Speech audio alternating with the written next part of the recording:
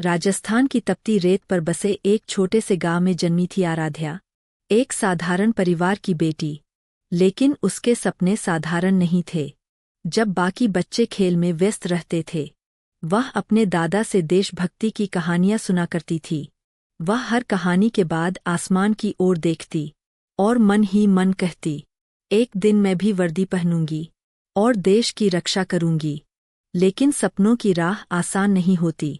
गांव में लोग कहते, लड़कियां सेना में नहीं जातीं, ये काम मर्दों का है। हर ताना उसके कानों तक पहुंचता था, लेकिन उसके दिल तक नहीं, क्योंकि उसके दिल में सिर्फ एक आवाज थी, मुझे अपने देश के लिए कुछ करना है। सुबह 4 बजे का अंधेरा, खेतों की पगडंडियों पर दौड़ती एक लड़की, ठंडी हवा, थका हुआ शरीर, लेकिन आंखों में आग थी, कुछ कर दिखाने की आग। दिन में पढ़ाई, शाम को शारीरिक अभ्यास और रात में माँ का हौसला। जब पूरी दुनिया उसे रोक रही थी, तब उसकी माँ ने उसका हाथ थामा और कहा, बेटी, अगर इरादा मजबूत हो तो कोई भी दीवार बड़ी नहीं होती। वह दिन भी आया जब मेहनत ने रंग दिखाया। चयन सूची में उसका नाम था। पहली बार जब उसने भारतीय सेना की वर्दी पहनी, उसने आईने में खुद को नहीं देखा, उसने अपने सपने को सच होते देखा। पिता की आंखों में आंसू थे, लेकिन वो आंसू कमजोरी के नहीं, गर्व के थे। अब आराध्या सीमा पर तैनात थी, जहां हर दिन एक परीक्षा था।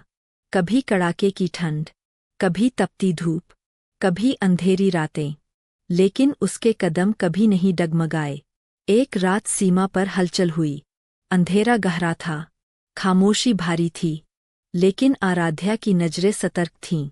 उसने तुरंत अपनी टीम को संकेत दिया। उसकी सूझबूझ और साहस से एक बड़ा खतरा टल गया। उस रात उसने साबित कर दिया, हिम्मत का कोई लिंग नहीं होता, देशभक्ति का कोई भेदभाव नहीं होता। कुछ महीनों बाद जब वह छुट्टी पर अपने गांव लौटी, वही लोग जो कभी हंसते थे, आज गर्व से कह रहे थे, देखो, ये हमारी बेटी है। बच्चों की आंखों में चमक थी, लड़कियों के दिल में नया सपना था।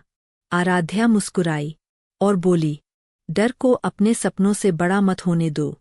अगर इरादा सच्चा है, तो मंजिल खुद रास्ता बना लेती है। यह कहा